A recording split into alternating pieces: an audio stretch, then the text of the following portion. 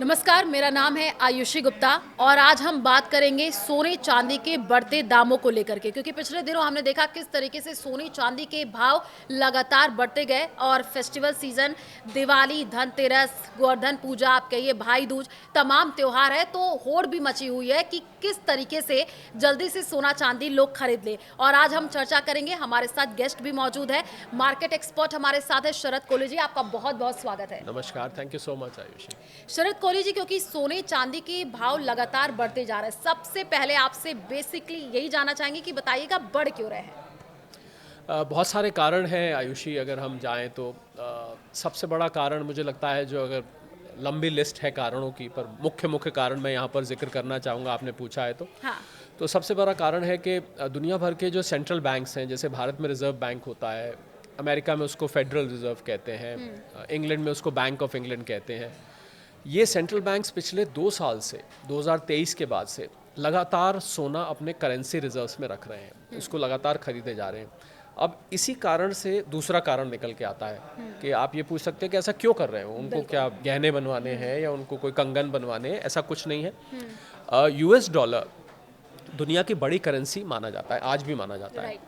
और जब से डोनाल्ड ट्रंप साहब आए हैं, खासकर उसके बाद से जो उन्होंने आर्थिक नीतियां लागू करी हैं, ये टैरिफ वॉर, कभी कुछ रोज़ हम डोनाल्ड ट्रंप साहब से कुछ ना कुछ सुनने को मिलता है, उसकी वजह से ऐसे मान रहे हैं दुनिया भर के सेंट्रल बैंक्स के शायद डॉलर का जो दबदबा है, जो डॉलर की दादागिरी है, वो आने वाले समय में ख़त्म हो जाएगी या कमज़ोर पड़ जाएगी।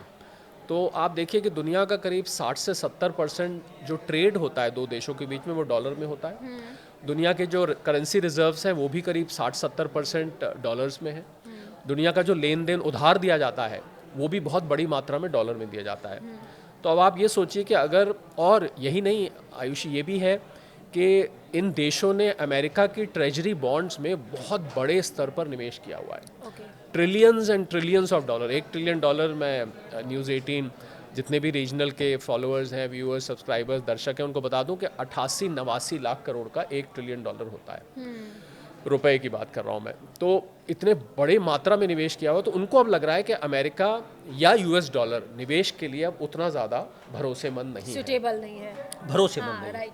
तो वो लोग क्या कर रहे हैं कि वहाँ से अपने निवेश को निकाल रहे हैं। अब इतनी बड़ी मात्रा में जब निवेश निकाल रहे हैं, आप भी जब मान लीजिए अपनी कोई एफडी तोड़वाते हैं और कोई काम ना हो आपको, पैसे तोड़वाते हैं, तो आप सोचते हैं अब कहाँ लगाया जाए। तो उन लोगों को सोना अगला बेस्ट वैल्यू दिख रहा है जहाँ पर लगाई जाए, तो वो सारा पैसा वहाँ से निकल के धीरे धीरे सोने में जा रहा है। तो ये, और प्लस क्या होता है कि सोना ऐसी चीज़ है, जब जब जब अनिश्चितता का माहौल बनता है, जब जब अनसर्टेनिटी होती है, मतलब ये समझ में नहीं आता आगे क्या होने वाला है, जब ऐसा माहौल क्रिएट होता है तो उस समय सोने की तरफ लोग जाते हैं। सोने को अंग्रेजी में हम बोलते हैं सेफ हेवन इन्वेस्टमेंट, कि जब सब तरफ अनिश्चितता हो जाए तो सोने को आप लेना शुरू कर दीजिए। तो ट्रम्प साहब ने जो, खासकर जब से वो राष्ट्रपति बने हैं, उन्होंने जो नीतियां लगाई हैं वो बहुत ही अनप्रिडिक्टेबल हैं। आप जानते हैं, सुबह कुछ हो जाते हैं, दोपहर को कुछ हो जाते हैं, अगले दिन कुछ हो जाते हैं। बयान आते हैं, चर्चाओं में भी रहते हैं। बिल्कुल अजीबोगरीब बयान होते हैं। कई बार तो ऐसे बयान होते हैं जिनका कोई तथ्य नहीं होता। अभी उन्होंने भारत के बारे में कहा कि भारत तेल लेना बंद कर रहा है, जबकि भारतीय विदेश मंत्रालय ने उसकी पुष्टि नहीं करी। तो कहाँ से वो बयान निकाल के लाते हैं, हमें नहीं पता। तो इसलिए इस अनिश्चितता के माहौल में लोग सोने की तरफ जा रहे हैं। इस आर्थिक अनसर्टेनिटी की वजह से लोग सोने की तरफ निवेश अपना बढ़ा रहे हैं, ये कारण हो गया। और एक बड़ा कारण है आयुषी, अगर हम देखें कि जियोपॉलिटिकल का मतलब होता है कि जब दुनिया में लड़ाई के माहौल बन जाता है। और आप देखें कि 2 शब्द पहले नहीं सुनाई देते थे, आजकल बहुत सुनाई देते हैं। पहला शब्द है वर्ल्ड वॉर 3, विश्व युद्ध तीसरा। विश्व युद्ध दूसरा 1945 में ख़त्म हुआ था। तो नेटो और रशिया के बीच में इस समय बहुत तनातनी है। मतलब वहाँ पर नॉर्दर्न रशिया में और सदर्न बाल्टिक रीजन में, जहाँ पर नॉर्वे, फिनलैंड, स्वीडन, डेनमार्क ये देश है, एस्टोनिया है, पोलैंड है, उसके नीचे आए तो वहाँ पर ट्रूप्स की तैनाती हुई है। स्वीडन में आयुषी, आपको शायद पता होगा, ये तक कह दिया गया है कि आप अपने घर का कुछ महीने का राशन इकट्ठा करके रख लीजिए। बिल्कुल, हाँ। तो इसका मतलब है कि कुछ तो ऐसी बात है जो सरकार को ये कहना पड़ रहा है कि आप राशन, तो मुझे लग रहा है कि वहाँ थोड़ी तनातनी बनी हुई है। अब पुतिन साहब को वो प्रोवोक कर रहे हैं, पुतिन साहब उनको प्रोवोक कर रहे हैं, ये तो वही जाने। पर लड़ाई का माहौल इधर, कभी कभी पाकिस्तान अफगानिस्तान का, इजराइल हमास की संधि कराई गई थी हाँ। और उस संधि में अभी से क्रैक्स दिखने लगे हैं। आप देख रहे होंगे कि वो कुछ डेड बॉडीज उन्होंने वापस नहीं करी हैं। ऐसा माना जा रहा है कि शायद ये वो लड़ाई फिर से शुरू हो जाए। तो कुल मिला के मैं बात करूं तो एक जियोपॉलिटिकल टेंशन बनी हुई है, ये भी सोने की कीमतों को बढ़ाती है। तो ये सारे कारण हैं और अभी हाल में जो कारण बना है, ये मुझे लगता है ये मैं जिक्र नहीं क्योंकि करूंगा। कोहली जी आपने बहुत डीपली सारी चीजें समझाई हैं कि किस तरीके से क्यों बढ़ रहा है, क्योंकि अभी तक लोगों को समझ नहीं आ रहा था भाई बढ़ रहा है घट रहा है, लोग इसी में कंफ्यूज हो जा रहे थे। अब आपसे जानना चाहेंगे, क्योंकि एक लोगों के जहन में जो सवाल कि आने वाले दिनों में सोना चांदी सस्ता होगा, या लोग ऐसा कह रहे हैं कि अभी फेस्टिवल सीजन है, आप इन्वेस्ट कर पा रहे हैं तो करिए, नहीं तो इसके बाद सोना चांदी सस्ता हो जाएगा, ऐसा लोगों में भ्रम है क्या ऐसा? देखिए, पहले मैं तो ये स्पष्ट कर दूं, आपने बहुत अच्छी बात पूछी। मैं कहना ही चाह रहा था, आपने मेरे मुंह की बात छीन ली कि सोने चांदी के भाव कैसे बनते हैं। मुझे लगता है ये सभी फॉलोअर्स, व्यूअर्स, सब्सक्राइबर्स, दर्शकों को समझना चाहिए। अमेरिका में एक मल्टी कमोडिटी एक्सचेंज है जहां पर सामान ट्रेड होता है, उसको हम कॉमेक्स बोलते हैं। वहां पर सोने का भाव खुलता है। वो लोग इसको ट्रॉय आउंस में नापते हैं। हम लोग जैसे पहले तोला नापा करता था, अब यहाँ 10 ग्राम नापा जाता है। वो लोग उसको आउंस में नापते हैं, तो करीब 31-32 ग्राम के आसपास का एक आउंस होता है। 4,300 और $4,200 के बीच में ये घूम रहा है इस टाइम।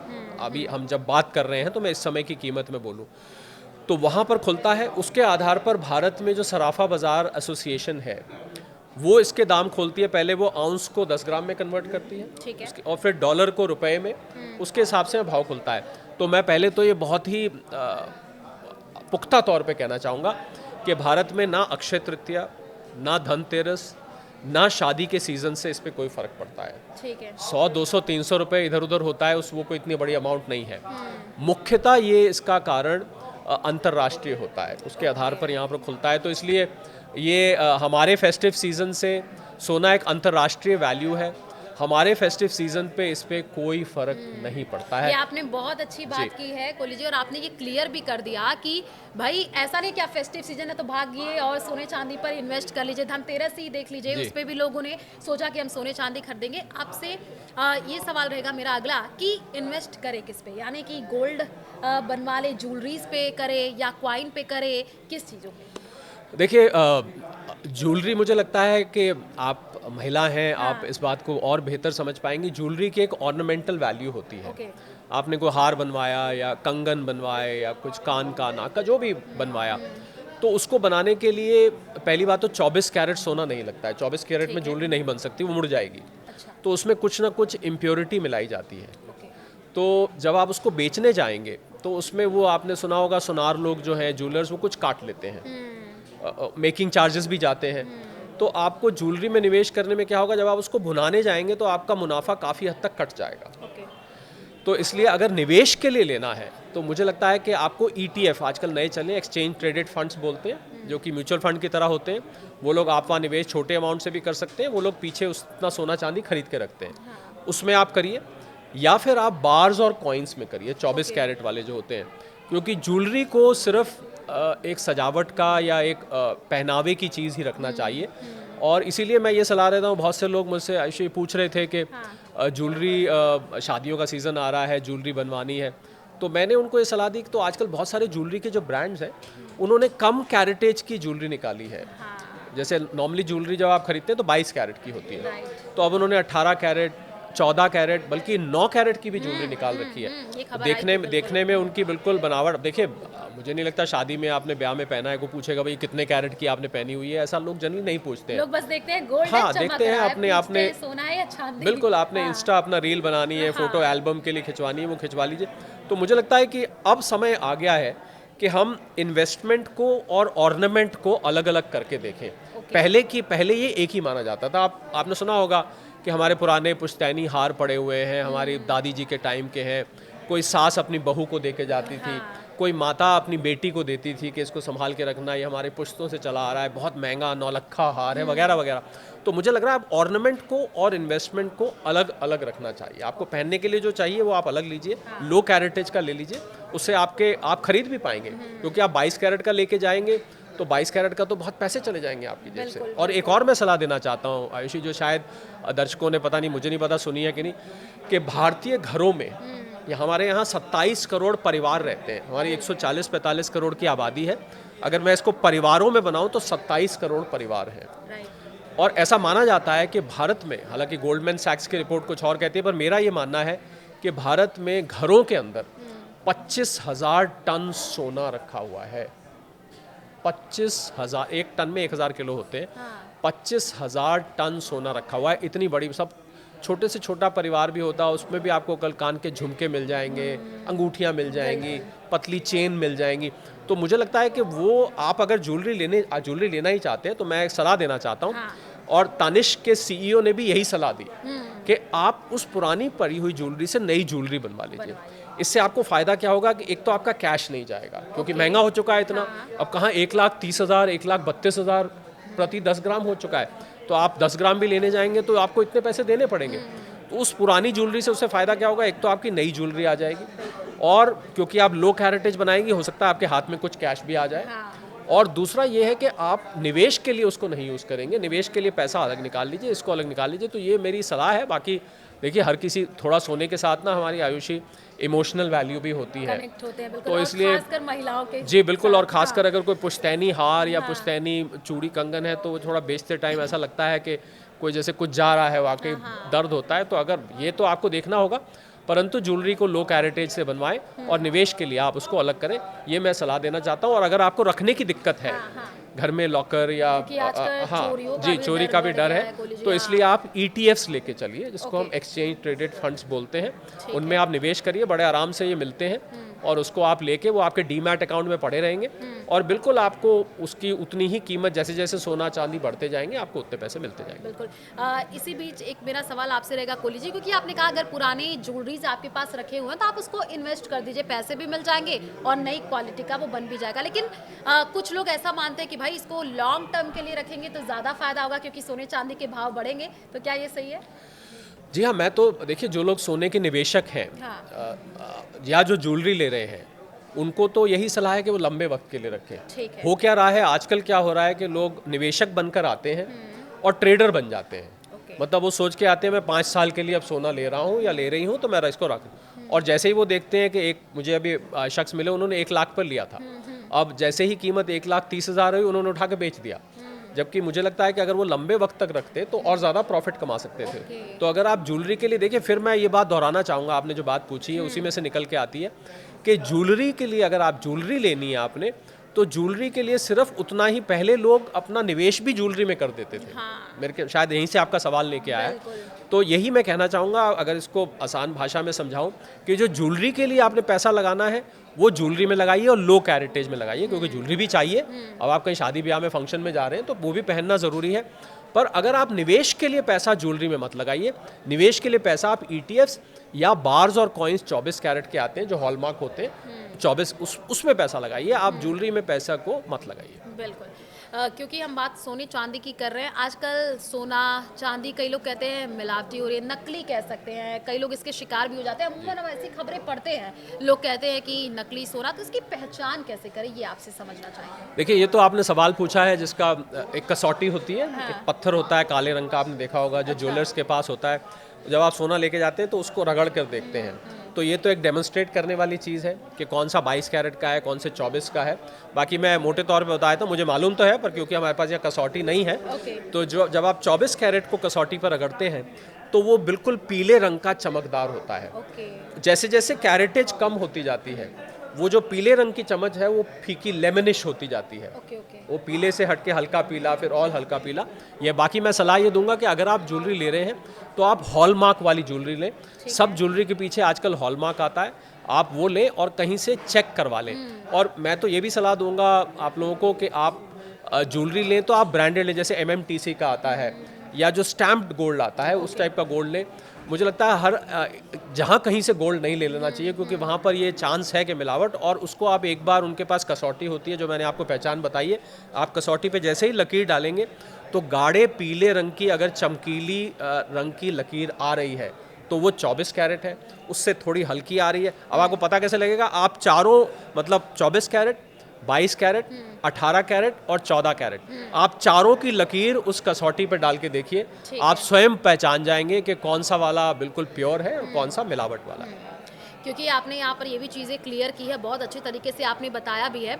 उम्मीद है जो दर्शक देख रहे होंगे जब वो सोना चांदी खरीदेंगे तो इन बातों का खास ख्याल रखेंगे। आपसे जानना चाहेंगे कोरी जी, क्योंकि सोने चांदी की हम बात करें, इन्वेस्टमेंट की बात कर रहे हैं, तो किन बातों का विशेष तौर पर ख्याल रखना चाहिए और अमूमन सोना चांदी अगर इन्वेस्ट आगे के लिए कर रहे हैं तो ये कितना सही रहेगा? मुझे लग रहा है किसी भी निवेशक को आयुषी इस समय अगर उसके पास 10 लाख रुपए हैं, ठीक है। या मान लीजिए, चलिए मैं 10 लाख नहीं कहता क्योंकि लोग फिर ट्रोल करके कहते हैं अरे भैया कहाँ 10 लाख हाँ, हैं हमें, हाँ, तो 1 लाख रुपए आपके पास है, हाँ, तो उसमें से 20 से 25% हाँ, आपको सोने चांदी में निवेश करना चाहिए। बाकी का निवेश आप अपने फिक्स डिपॉजिट्स हैं, शेयर्स हैं, म्यूचुअल फंड्स हैं, SIP है, आप रियल एस्टेट है उसमें करिए, परंतु 20 से 25% आप रखिए, क्योंकि ये एक सेफ हेवन इन्वेस्टमेंट है। कल को अगर मान लीजिए, जिस हम शुरू में हमने बात की थी विश्व युद्ध की, न्यूक्लियर शब्द की बात की थी जो पहले नहीं करी जाती थी, तो अगर कल को वो ऐसा कुछ होता है तो ये सोना आपको प्रोटेक्ट करेगा। बाकी इन्वेस्टमेंट्स अगर आपकी फेल हो जाती हैं या इतना रिटर्न नहीं देती हैं, तो सोना चांदी आपके लिए एक शील्ड बन के आ जाएगा।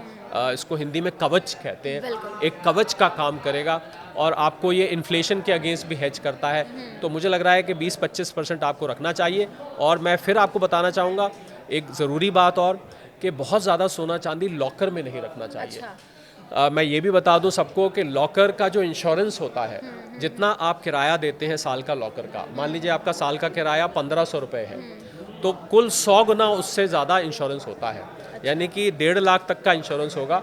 अगर आपने लॉकर में इससे ज़्यादा सामान रख दिया है और कल को भगवान ना करे कुछ हो जाए, तो आपको 1.5 लाख से ज़्यादा नहीं मिलेगा। ओके। वो सारा आपका पैसा चले जाएगा। तो इसीलिए हम सलाह देते हैं कि थोड़ा बहुत सोना चांदी लेना है तो आप रखिए, घर में रखिए अगर आप घर में सेफली रख सकते हैं, वरना आप ETF में रखिए। ETF एक डीमैट अकाउंट है, ये बैंक अकाउंट की तरह होता है, तो वहाँ आपका सेफली पड़ा रहेगा। और जो ज़रूरी बात मैं आखिरी बोलना चाहता हूँ कि इसको लंबे वक्त के लिए रखिए। जैसा मैंने कहा, लोग निवेशक बनकर आ रहे हैं और ट्रेडर बनकर जा रहे हैं, तो इसको लंबे वक्त के लिए रखिए। और चांदी के लिए एक छोटा सा कमेंट आपकी इजाज़त से मैं करना चाहूँगा कि चांदी का इस्तेमाल भी होता है। चांदी जो है वो इंडस्ट्रियल यूज़ में आती है, सोलर पैनल्स में, मोबाइल फ़ोन्स में, बहुत सारी इलेक्ट्रॉनिक चीज़ों में। तो चांदी की कंजम्पशन यानी इंडस्ट्रियल डिमांड भी है, इसलिए आपको चांदी कई दफ़े सोने से तेज़ दौड़ती दिखती है। और आप देखें तो चांदी ने हाल में बहुत तेज़ दौड़ा, इनफैक्ट सोने से बेटर रिटर्न दिया है। अब हम इसी साल का ले तो मुझे लग रहा है चांदी को भी उतनी ही अहमियत देना चाहिए। मुझे लगता है सोने की चांदी हो रही है और चांदी नया सोना बनता जा रहा है, ऐसा अगर मैं बोलूँ तो। बिल्कुल। और कहते हुए सोना कितना सोना, क्योंकि आजकल ऐसे ही जिस तरीके से भाव बढ़ रहे हैं उसमें, क्योंकि एक जनरल सवाल है कोली जी, आजकल ऐसी बातचीत भी होती है तो लोग कहते हैं भाई सोने चांदी का भाव तो बहुत ज़्यादा बढ़ रहा है, अभी जितना हो सके खरीद लो, वहाँ पर इन्वेस्ट कर लो। तो क्या आपको लगता है कि ये चीज़ें सही हैं? इस तरीके की मतलब भ्रम नहीं फैलना चाहिए ना लोगों में, थोड़ा सा पेशेंस वो रख सकते हैं कि भाई इसके बाद जब फेस्टिवल सीजन खत्म हो तो उसके बाद भी वो आराम से खरीद सकते हैं। मैं बस इतना मुझे लगता है कि एक तो आपको एक मुश्त नहीं लगाना चाहिए, मतलब एक साथ सारा आपने उठा के इन्वेस्ट कर दिया। तो आपको क्या करना, जैसे अब मैं परसों और कल की बात करता हूँ। तो परसों जैसे मैंने बताया आपको $4,350 था। चलिए मैं रुपए में बात करता हूँ, लोग कहेंगे भाई यहाँ डॉलर क्यों बोले जा रहा है बार बार। 1,34,000 के करीब पहुँच गया था। और परसों रात और कल रात में या आज सुबह में ये गिरकर फिर 1,26,000-27,000 तक आ गया। थोड़ी बहुत करेक्शन इसमें आती है। बाय द वे, जो लोग ये जानना चाहते हैं कि इतनी जल्दी ये हार्ट बीट की तरह ऊंचा नीचा क्यों होता है, तो सोने में स्पेकुलेशन भी बहुत होती है, उसको हम सट्टेबाजी कहते हैं। एक कमोडिटी एक्सचेंज है जहाँ पर सोना लाखों हज़ारों किलो रोज़ बेचा और ख़रीदा जाता है, पर फिजिकली ना लिया जाता है ना दिया जाता है, सिर्फ उसके कॉन्ट्रैक्ट्स बिकते हैं। तो जब वहाँ प्रॉफिट बुकिंग करते हैं लोग, प्रॉफिट कमाते, मुनाफा वसूली करते हैं, तो वो गिर जाता है। और वहाँ पर जब बहुत सारे लॉन्ग कॉन्ट्रैक्ट्स यानी कि आप खरीदने के बहुत सारे लोग आ जाते हैं तो बढ़ जाता है। तो इसलिए इसके कीमत में फ्लक्चुएशन दिखता है। तो जब इसमें करेक्शन आए तो तब आप थोड़ा थोड़ा करके लीजिए। थोड़ा थोड़ा करके लेने में ये फ़ायदा होगा कि कभी आपको बहुत कम कीमत पे मिल जाएगा, कभी थोड़ा उससे ज़्यादा कीमत पे मिल जाएगा, कभी बहुत ज़्यादा कीमत पे मिल जाएगा। तो ऑन एन एवरेज आपको 1-2 महीने, मान लीजिए आपको 2 लाख रुपए लगाना है, तो मैं आपको सलाह दूंगा कि 20-20 हज़ार रुपए करके आप 10 किश्तों में लगाएं, थोड़ा थोड़ा, एक हफ्ते में, 10-10 दिन में। तो कोई बात नहीं, आपने 2-3 महीने आपको निवेश में लगे, कोई बात नहीं, क्योंकि आप तो लंबे वक्त के लिए ले रहे हैं। तो इसलिए आपको थोड़ा थोड़ा लगाना चाहिए, लंबे वक्त के लिए लगाना चाहिए। कोशिश करें ETF में लगाएं या बार्स एंड कॉइन्स लें। मैं फिर कहना चाहूँगा कि ज्वेलरी को सिर्फ पहनने का, पहनावे की तरह लें, ज्वेलरी को निवेश की तरह ना लें। बिल्कुल, ये आपने बहुत अच्छी बात बताई भी है, क्योंकि अभी लोगों में भ्रम भी बहुत तरीके से फैल गया था। मैंने ही देखा कई लोग ऐसे कमेंट भी करते हुए नज़र आए थे कि भाई सोने चांदी महंगे हो रहे हैं, आने वाले टाइम में कैसे शादी ब्याह अगर करना है तो कैसे इन्वेस्ट करें। तो आपसे जानना चाहेंगे, मान लीजिए आने वाले टाइम में जिन पेरेंट्स थोड़ा सा रहता है ना कि जो नॉर्मल फैमिली होती है वो उसको डर रहता है कि भाई आगे शादी करनी है बेटी की तो सोना चांदी इन्वेस्ट करें, तो उनको किस बातों का ध्यान रखना चाहिए? जाते जाते आपसे समझना चाहेंगे और कुछ ऐसे राय जो आप आम दर्शकों को देना चाहें सोने चांदी से जुड़ी हुई। जी हाँ, अगर आपके घर में शादी है, आप अपनी बिटिया को, अपनी बहू रानी को, जिसको भी आप अपनी सिस्टर को, अपनी मदर को, जिसको भी आप गिफ्ट करना है, अपने समधियों को, जो भी आप देना चाहते हैं, तो मैं आपको सलाह दूंगा। मैं फ़िलहाल अपने घर की बात करता हूँ, यानी कि आपको बेटी के लिए शादी के लिए इकट्ठा करना है, तो मैं आपको सलाह दूंगा कि आप बेटी से अपने परिवार को बिठा के बात करिए। मान लीजिए आपका गोल्ड खरीदने का बजट 5 लाख रुपए है। मैं एक उदाहरण लेके मुझे चलना पड़ेगा, कोई कह सकता है भाई 5 लाख नहीं होता, पर मैं एक उदाहरण लेके चल रहा हूँ। तो आप क्या करिए कि उसमें आप अपनी बेटी से, अपनी बहू से, जिससे भी आप ये बात कर लीजिए कि आपको ज्वेलरी कितनी चाहिए। और आप मान लीजिए उसने कहा कि ज्वेलरी एक मुझे शादी वाले दिन पहननी है, एक मुझे सगाई वाले दिन पहननी है, एक मुझे रोके वाले दिन कुछ पहनना है, एक मुझे जिस दिन प्री वेडिंग शूट होगा उस दिन पहनना है। तो अगर इस तरीके का है तो आप उतना ही लो कैरेटेज की आप ज्वेलरी बनवा लीजिए। बजट अपना 5 लाख ही रखिए। ठीक है। मैं ये नहीं कह रहा कि बेटी को कहें अब तुम 5 लाख का मत लो। बाकी का जो बचा हुआ पैसा है उसको आप उसके लिए गोल्ड कॉइन या गोल्ड बार लेके दे दीजिए, उसको दे दीजिए, आगे उसके कभी काम आएगा। पर ज्वेलरी में बहुत ज़्यादा पैसा इन्वेस्ट ना करें, ये मैं बार बार, हमने इस बात को कई बार बोला है क्योंकि लोग ये गलती कर रहे हैं। और जनरल सलाह मैं ये देना चाहूँगा कि आप सोने चांदी पर नज़र रखें। और सोना चांदी पहुँच से बाहर ज़रूर हुआ है, पर जो हमारे भारतीय परंपरा है, जो भारतीय ट्रेडिशन है, जहाँ पर सोना चांदी बहुत सारे ओकेजन्स पे किया जाता है, उसको आप करिए, कम खरीद लीजिए, खरीदना बंद मत करिए और इसमें निवेश करके रहिए। और सबसे बड़ी सलाह, लंबे वक्त के लिए इसको रखिए, बार बार खरीद बेच मत करिए। बिल्कुल, इन विशेष बातों का ध्यान रखना बहुत ज़रूरी भी हो जाता है, क्योंकि देखिए सोना चांदी बढ़ रहा है तो लेकिन आपको ऐसा नहीं है कि आप जल्दी जल्दी इन्वेस्ट कर ले, गोल्ड बनवा ले, चीज़ें कर ले। और हमारे साथ कोहली जी ने ये भी बताया कि ये अंतर्राष्ट्रीय स्तर से भी जुड़ा हुआ है, तो कुछ बातों का विशेष ध्यान रखिए। सोने चांदी पर इन्वेस्ट आराम से कीजिए। और हाँ, अभी अगर सोना महंगा हो रहा है तो पैनिक होने की कोई भी ज़रूरत नहीं है। बहुत बहुत शुक्रिया हमारे साथ जुड़ने के लिए। नमस्कार।